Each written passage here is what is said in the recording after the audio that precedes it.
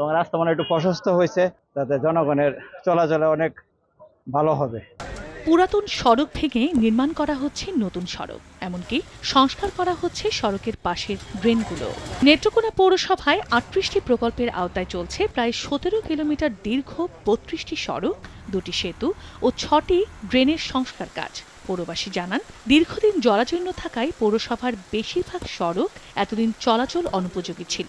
এখন দীর্ঘমেয়াদী পরিকল্পনায় টেকসই সড়ক নির্মাণ কাজ হওয়ায় অবসান হবে এলাকাবাসীর ভোগান্তি। এতে স্বস্তি প্রকাশ করেন তারা। পাশাপাশি দ্রুত সময়ের মধ্যে কাজ শেষ করার দাবি তাদের। কাজও খুব ভালো হইতেছে, কিন্তু দ্রুত হইলে আমাদের জন্য ভালো। আগামী ৬ মাস থেকে ১ বছরের মধ্যে সব কাজ শেষ করার আশ্বাস পৌর মেয়রের। ছোট বড় যতগুলো রাস্তা আছে সমস্ত রাস্তাগুলো আমরা অন্তত ৬ মাস থেকে ১ বছরের ভিতরে আমরা সম্পূর্ণভাবে প্রস্তুত করব। ৩৮টি প্রকল্পে ব্যয় ধরা হয়েছে ৪৮ কোটি টাকা।